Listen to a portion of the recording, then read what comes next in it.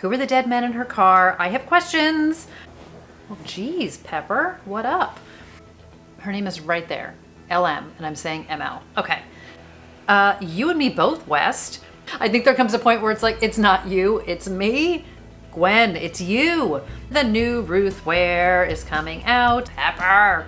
I absolutely just read this entire synopsis wrong. Hi everybody, it's Audrey and welcome back to Chapter and Converse and welcome to what is coming out in May. So I have taken a break from my very busy schedule of obsessively listening to the Torture Poets department. I found myself a nice black shirt to represent the summertime months and we're gonna dive in. So there are, as always, some thrillers thrown in here, but I feel like more than any other month, there might be some new to me people in here, or like people I have not yet read from before, which is not to be confused with authors whose books I own but have not yet read. So let's not waste any time, let's jump right in.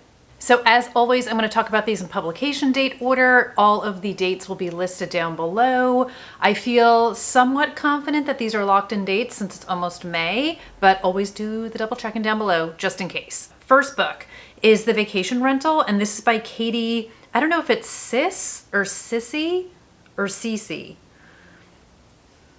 Katie. This is by Katie. This is actually an Amazon first read, so this is available to Amazon Prime members now, and it'll be available on May 1.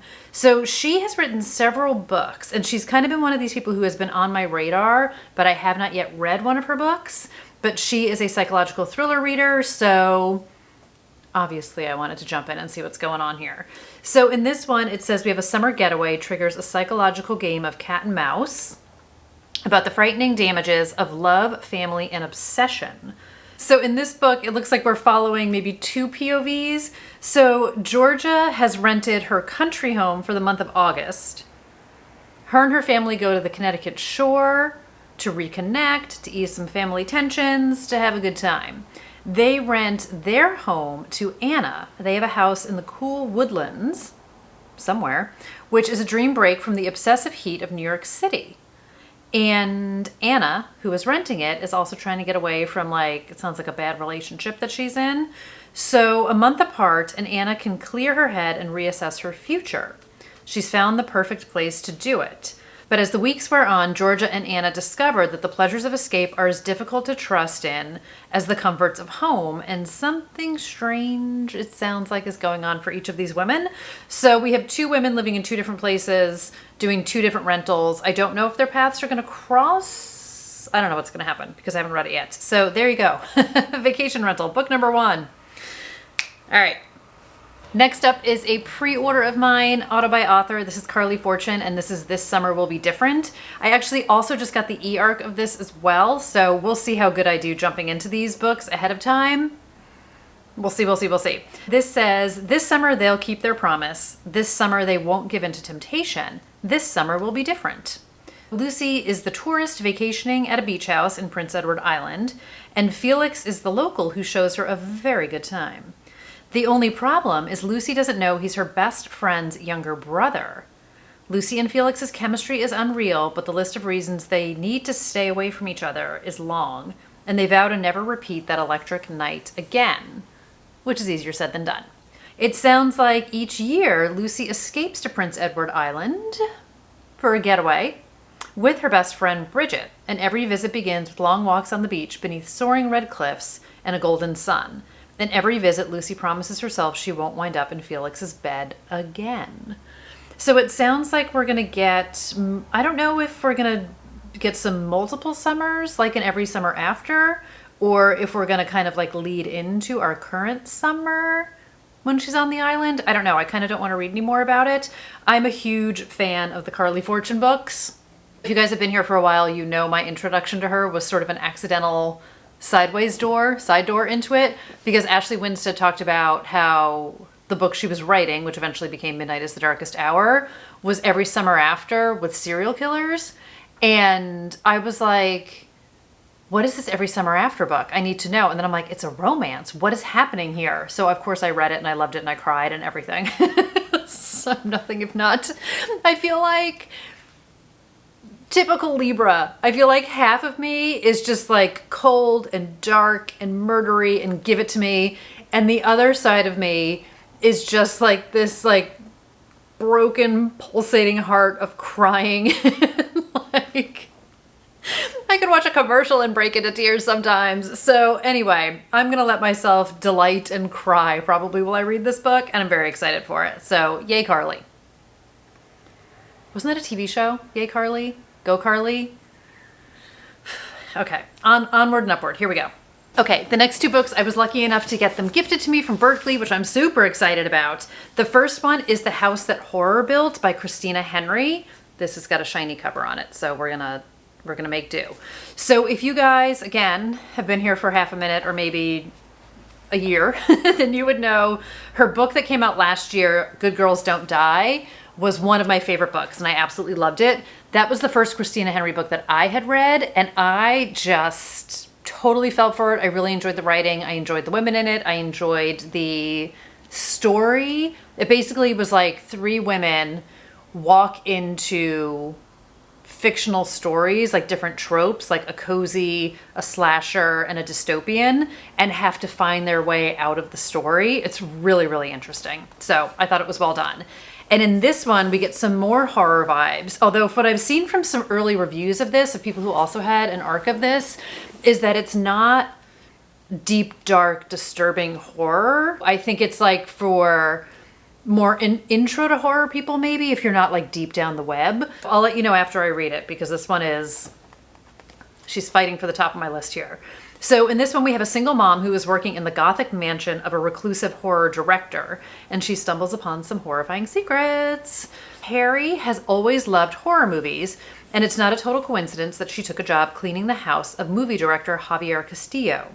His forbidding graystone Chicago mansion, Bright Horses, oh, that's the name of it, Bright Horses, interesting, is filled from top to bottom with terrifying props and costumes, ugh, as well as glittering awards from his career making films that thrilled audiences. I am picturing this super creepy House of Wax house for no good reason other than I just am. So Javier values discretion. Harry basically just like keeps her head down and does her job because she needs her job to help support her and her son. But then she starts hearing noises, and that's all I want to know. We'll see what she's hearing, where it's coming from. I love the idea of a house that is filled with horror movie memorabilia.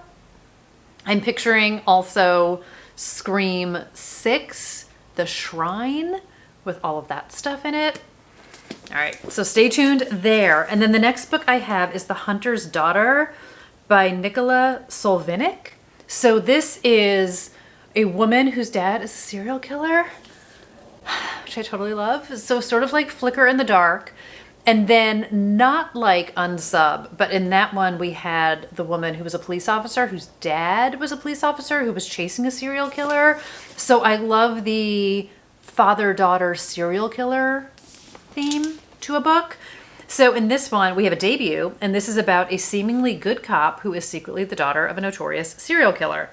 Anna escaped her father's darkness long ago. When she was a girl, her childhood memories were sealed away from her conscious mind by a controversial hypnosis treatment. Interesting. She's now a decorated sheriff's lieutenant serving a rural county, conducting an ordinary life far from her father's shadow. When Anna kills a man in the line of duty, her suppressed memories return. Oh my God, this is nothing like either of those other books, and I'm loving it. I'm loving it.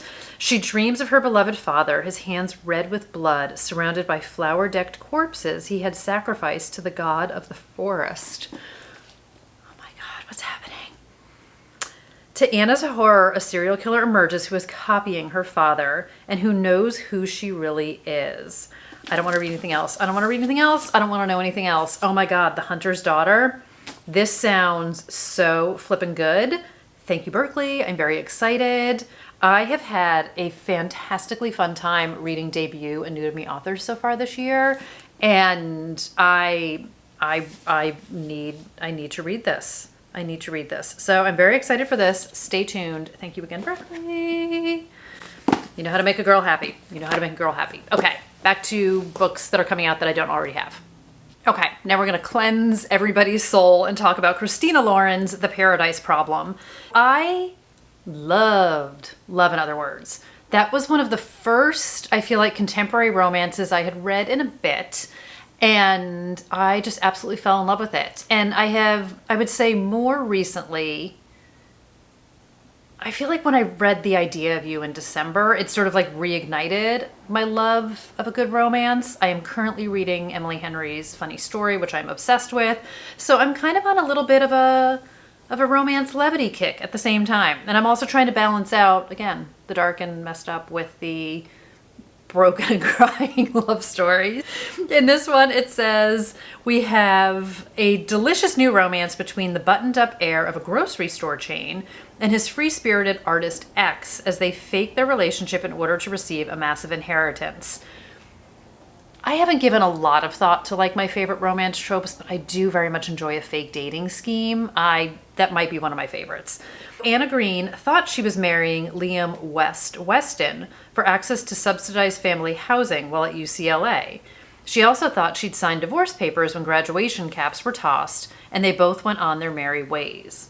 3 years later, Anna is a starving artist living paycheck to paycheck, while West is a Stanford professor. He may be one of 4 heirs to the Weston Foods conglomerate, but he has little interest in working for the heartless corporation his family built from the ground up. He is interested, however, in his $100 million inheritance. You and me both, West. There's just one catch. So there's an antiquated clause in his grandfather's will, here comes the fake dating, and Liam won't see a penny until he's happily married for 5 years. Just when Liam thinks he's in the home stretch, pressure mounts from his family to see this mysterious spouse, and he has no choice but to turn to the one person he's afraid to introduce his 1%er parents to, his unpolished not-so-ex-wife. So in the presence of his family, his fears quickly shift from whether the feisty, foul-mouthed, paint-splattered Anna can play the part to whether the toxic world of wealth will corrupt someone as pure of heart as his surprisingly grounded and loyal wife. Liam has to ask himself if the price tag on his flimsy cover story is really worth losing true love that sprouted from a lie. Fake dating, big money. I also feel like there was a Murder, She Wrote lost son inheriting money episode. I don't think anybody's going to die in the Paradise Problem. Anyway, I love this cover. I'm super intrigued. I don't know. It's just scratching a very specific itch for me these days, and I'm not mad about it. So there you go. And then the next book I have is called Very Bad Company, and this is by Emma Rosenblum. So she wrote Bad Summer People, which I read last year, and I enjoyed it. It was kind of dark and messed up friends on Fire Island for the summer doing dark and messed up things. That had one of my favorite thriller, I don't know if it's like a trope or just a storytelling device, where in the first chapter you know somebody's dead but you don't know who, and then you go backwards to the beginning of the summer to build up to the person dying. I love that. I love knowing somebody's dead and then trying to figure out which dark and messed up person is dead and which dark and messed up person did it. In this one, we have a group of this is about a team of wealthy. Start again. This is about a tech startup company, and they go on a executive retreat in Miami, and one of them goes missing. It's a bunch of executives for Aurora, which, here we go, I've got Daisy Jones in my brain now. So it says, in this year, Caitlin Levy, Aurora's newest hire, is joining the team as head of events. The benefits are outstanding. A 7-figure salary. I need to be in one of these books where they make all the money. A 7-figure salary, stock shares, a discretionary bonus, limited vacation days. What could possibly go wrong? As someone who worked at a place with unlimited vacation days, it's kind of a scam. So anyway, everything can go wrong.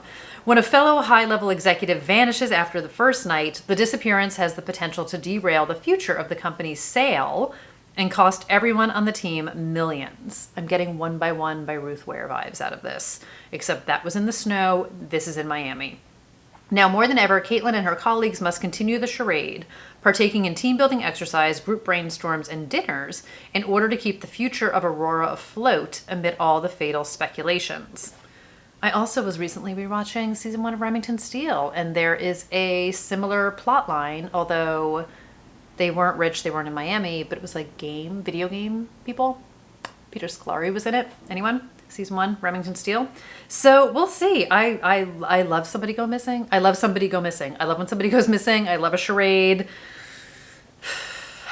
I'll keep you guys posted on this one.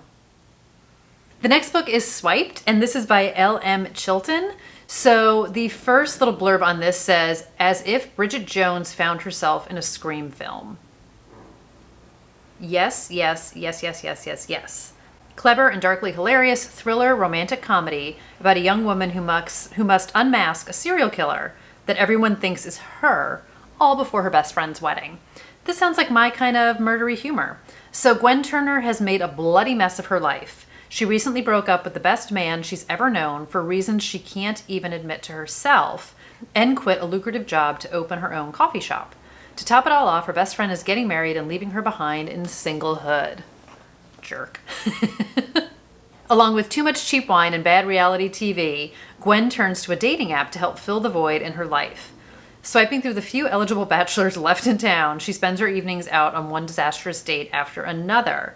But when a string of murders suddenly occurs in her small coastal English city, she's shocked by the connection between each of the victims. They've all been on a date with her. Well, I think there comes a point where it's like, it's not you, it's me. Gwen, it's you. Before she knows what's happening, Gwen finds herself the main suspect in a serial killer's murderous spree, and the only way she can clear her name is to track down her former dates, even those that have ghosted her, and unmask a killer before it's too late. Good luck, Gwen. Oh my God. I mean, I feel like there's 1,000 reasons to not date online. I don't know. It feels like ever since the Craigslist killer, I swear, it all just feels like murder to me. But here's another reason. I can't wait to read this one. I've heard great things about it already, so I'm excited for this one. And I love having listened to Listen for the Lie, the humor blended with thriller, I'm enjoying more and more too, which has that Scream feel to it, which has like that kind of Buffy humor to it. Nancy Drew, you're mixing like humor and horror. I love it. I love it. I love it. I love it. Okay, next book. I just said it with one by one. The new Ruth Ware is coming out. Another Agatha Christie-ish book. Okay, One Perfect Couple. This cover. There's a lot of, I feel like, this chartreusey kind of green coming out these days, which I love. In this one, we get the isolated situation. Sign me up, sign me up, sign me up. We have 5 couples trapped on a storm-swept island as a killer stalks among them. I love isolated, and I love when weather plays a part. These things are just tick, tick, tick, tick, tick. Okay, Lila is in a bit of a rut.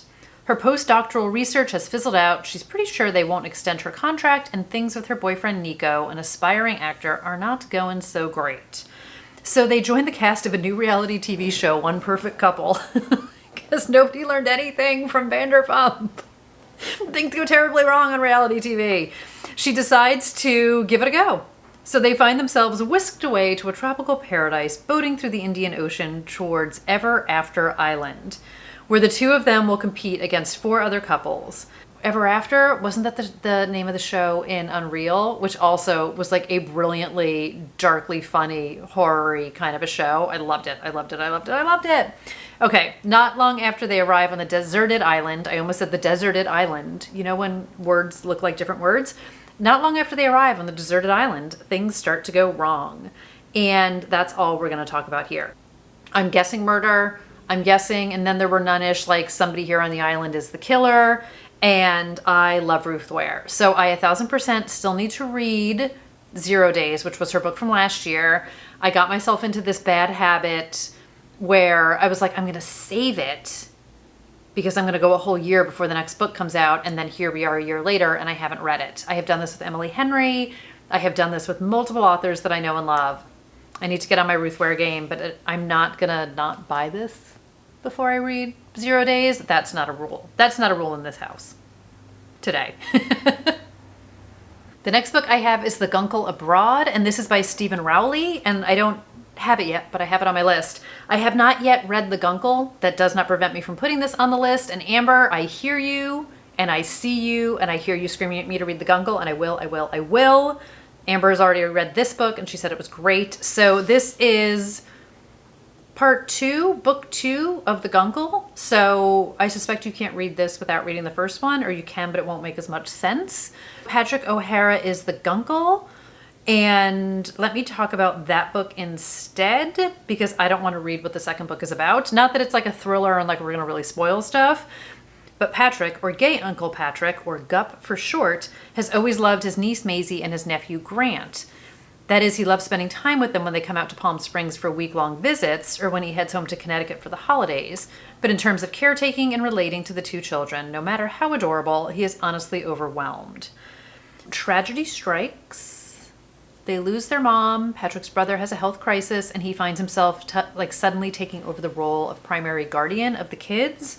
So the Gunkle is sort of the adventure of that. I read The Celebrants by Stephen Rowley. I find him funny, heartbreaking, relatable, like so well written. He read the audiobook of The Celebrants as well. Just loved it. That was like a Gen X reunion. Big chill for the Gen Xers in the world. Loved it. So I promptly went out and bought the Gunkle and then promptly put it on the shelf and haven't read it yet. So I will be reading it. I suspect I will want to be reading the Gunkle Abroad. And like I said, I've heard great things about it. For anyone who's ready to pick it up, it is coming your way in a few short weeks. Love it, love it, love it. And now for a standalone thriller. This is The Main Character by Jacqueline Goldis. So she wrote The Chateau, which I haven't read yet, but that's not going to stop me from being interested in her next book. So this one seems to have a little bit of a maybe Murder on the Orient Express vibe. We have a best-selling thriller author arranges a luxury train trip that is not what it appears. So also Everyone on This Train is a Suspect by Benjamin Stevenson, which I haven't read yet, but you know, this is just how it goes here. So we have a reclusive, mysterious author, Generva X, interesting name. She's famous for her unusual approach to crafting her big best-selling thrillers. She hires real people and conducts intensive interviews, then fictionalizes them. Her latest main character, Rory, is thrilled when Generva presents her with an extravagant bonus, a lavish trip along Italy's Mediterranean coast on the famed, newly renovated Orient Express. I should read the descriptions before I talk about it. But when Rory boards the train, she's stunned to discover that her brother, her best friend, and even her ex-fiancé are passengers as well, all invited by Generva, all hiding secrets. It appears that Generva has masterminded the ultimate real-life twisty plot with Rory as her main character. I don't want to know anything else. She's creating a real-life thriller aboard this train, and I can since it's a thriller, I'm gonna guess murdery things are gonna happen. They're along the Italian countryside. Yeah, it says a meta murder mystery. This sounds fun. This sounds real fun. It's why it's on the list. I mean, like, I knew like a little bit about it, but not too much. I am so easily influenced. So here we are. I'm excited about this one though. It's my catnipy stuff. And I've heard great stuff about The Chateau. I'm gonna read it. I'm just gonna stop making excuses for why I haven't read it yet. Okay, let's talk about the next book. The next book is called When We Were Silent by Fiona McPhillips. This is a dark academia. This is a debut. It was sort of for, I feel like, fans of My Dark Vanessa feels like the wrong way to phrase it. For people who enjoyed My Dark Vanessa and Dare Me by Megan Abbott. I did a little bit of a deeper research on this one because I am very conscious of how dark and triggering My Dark Vanessa was. I listened to that book. It was a very hard listen. It was very well written. I enjoyed it. I feel like as much as you could say you enjoy it, like, it was a very well written book. I enjoyed the story. It is not a book I think I would willingly reread because it was really difficult to read. So When We Were Silent is not a levity dark academia book. There's a lot of triggers in this. So the synopsis of the book that I found on Amazon varies hugely from what I found on Publishers Weekly. I do feel like Publishers Weekly probably gives a lot of spoilers away for the content of the book, but I would say if you have any concerns about triggers, look it up. If My Dark Vanessa was not your cup of tea, I would walk right by this book. This just might not be your subject matter. We have dual timelines. I'm going to keep what I interpret as spoilers for the storyline out of this blurb I'm going to talk to you guys about. A Dublin Catholic school's culture of silence proves deadly in Irish journalist McPhilip's searing debut novel. So the past timeline is 1986, and we have Louise, who is the newest student at Highfield Manor, Dublin's most exclusive private school. It all seems perfect. So again, we know it's not going to be. This is also giving me a little bit of a vibe of Where Sleeping Girls Lie by Farida Abike Amide. So I feel like that plus My Dark Vanessa kind of rolled together might be a good vibe on this. I'm not wholly clear where the Dare Me comes in, which is a Megan Abbott book that I read and loved. Louise winds up going to this school, and she is befriended by the beautiful and wealthy Shauna Power, and she winds up getting kind of caught up in the web of things there. In our 30-year later timeline, Lou is married, she's a professor, she has a teenage daughter who she's trying to protect, and she really felt that she'd left that world behind her, but she is getting pulled back into what happened when. And it sounds very dark, it sounds very heavy, it sounds very, I feel like, impactful and important. And again, I lean on Dark Vanessa, I lean on Where Sleeping Girls Lie. So I definitely have my antenna up about this one. I don't know that I'm gonna rush into it, but I'm very curious about it. So I didn't want to not put it on here because I know it's not going to work for everybody, but if it works for you, maybe check it out. Okay, let's do another complete 180 and let's clear the air with some levity. Hold on. Okay, time for another palette cleanse, courtesy of Berkeley. This is The Bump by Sydney Carger. So I'm super excited about this one. I feel like this is also going to be humorous with a bit of weightiness, and I imagine I'm going to cry. I don't know why I'm in such an emotional these days, but I just am. So this one is two men are expecting a baby via surrogate, and they go on a road trip of a lifetime from Brooklyn to California to meet their new baby.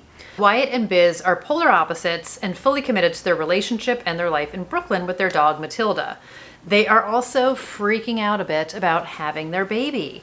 So the baby is due in 6 weeks, and instead of flying to California as planned, Biz has a better idea.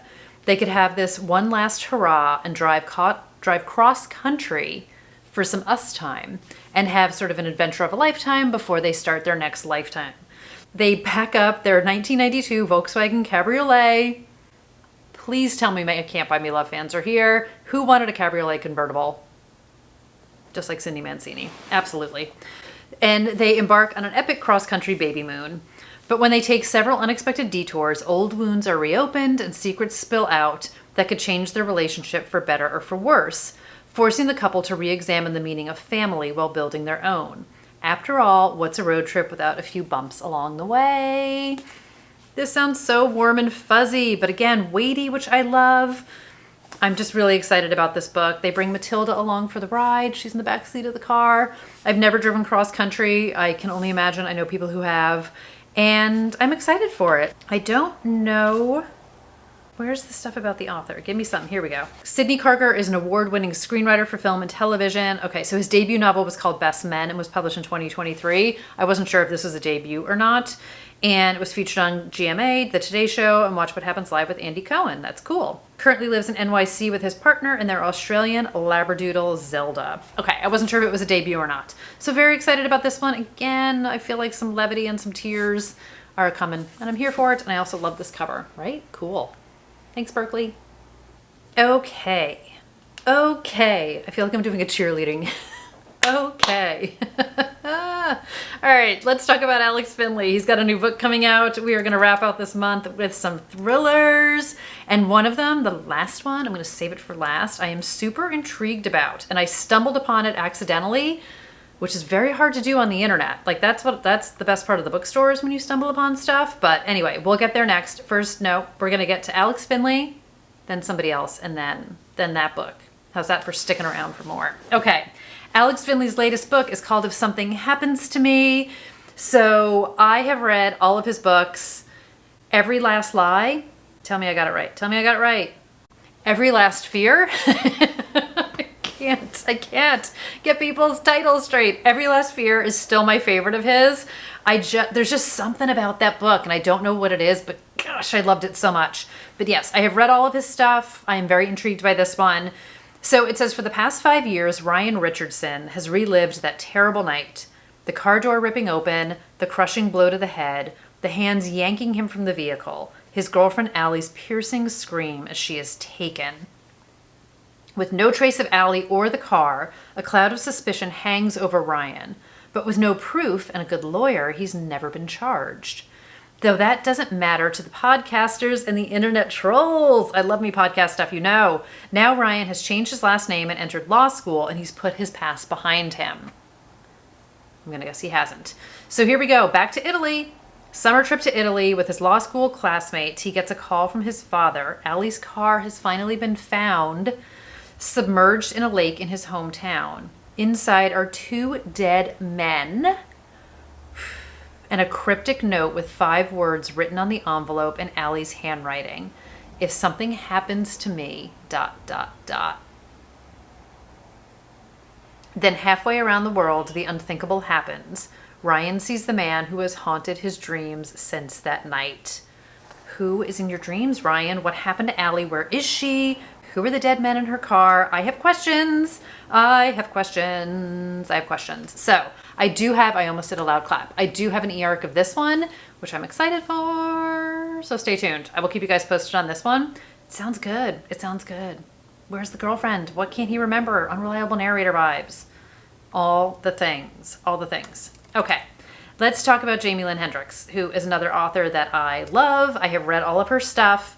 And her newest book is called A Lovely Lie. In this one it says, is it better to believe a lovely lie or to know the horrible truth? So again, we have dual timelines, love, 1999 and the now, which is 2019. So in 1999, the night of their senior picnic, Scarlett and her best friend Pepper were involved in a car accident that left 2 of their classmates dead. Oof. Afterward, they lied to the police, protecting each other from the consequences. Then Pepper left town and Scarlett never heard from her again. Well, geez, Pepper, what up? 22 years later, I lied, 22 years later, so it's 2021. I missed that part. 22 years later, Scarlett has buried that deadly incident deep in her mind and built a comfortable life for herself, working at a hotel on the west coast of Florida and raising her teenage son with her husband, Vince. Her peace is disrupted, however, when Pepper's daughter shows up with the news of Pepper's death. Oof. Zoe is 21 and studying to be an investigative journalist. She has a cryptic letter from Pepper addressed to Scarlett that alludes to the events of that fateful night. Pepper! And Pepper's initial intention to get an abortion. Oof. Now Zoe wants answers about her mom's past. Who is Zoe's father? And what really happened after the senior picnic? Oh, Zoe's digging in, and Scarlett's gonna have to deal with it. Ooh, I'm very interested. Our friend Ashley Winstead says, the queen of the page turner. I loved her book that I always mess up the names because I have the UK version. Her Husband's Murder, It Could Have Been Anyone, where it's the group of friends who go to the wedding and the groom dies on the first page and like the entire wedding party hates him. Loved it. Hands down, again, my favorite of hers. Her book that came out last year, which is called, wait for it, I Didn't Do It, is the murder that takes place at the homage to Thriller Fest. So I loved it. I absolutely loved it. And Finding Tessa was her first book. I am just a big fan of hers. She does write a quick, twisty book, like quick to read, bingey kind of a book that you can rip right through. So I'm excited for this. I love past and present mysteries. And like a letter on the deathbed or like a letter buried away and then you're dead. Oh, Pepper. What are you doing, girl? What are you doing? Okay. And then my last book, which grabbed every piece of attention I have, and I'm super excited about it, is called The Winner by Teddy Wayne. So this feels both like in my wheelhouse, but maybe like 1 foot out of it because it's pitched as a literary thriller. So in this one, we have Connor O'Toole has never been anywhere as casually glamorous as Cutter's Neck, a gated community near Cape Cod. It's a sweet deal for the summer, free lodging in a guest cottage in exchange for tennis lessons, luxuriously far from the cramped Yonkers apartment he shares with his diabetic mother. Love me the Cape, familiar with Yonkers, New Yorker here. So I love something that takes place in places I kind of know. Also die for this cover. I want to live in that house. Okay. In this oceanfront paradise, however, new clients prove hard to come by and Connor has to pay the bills. Then a sharp-tongued divorcee appears, offering him double his usual rate.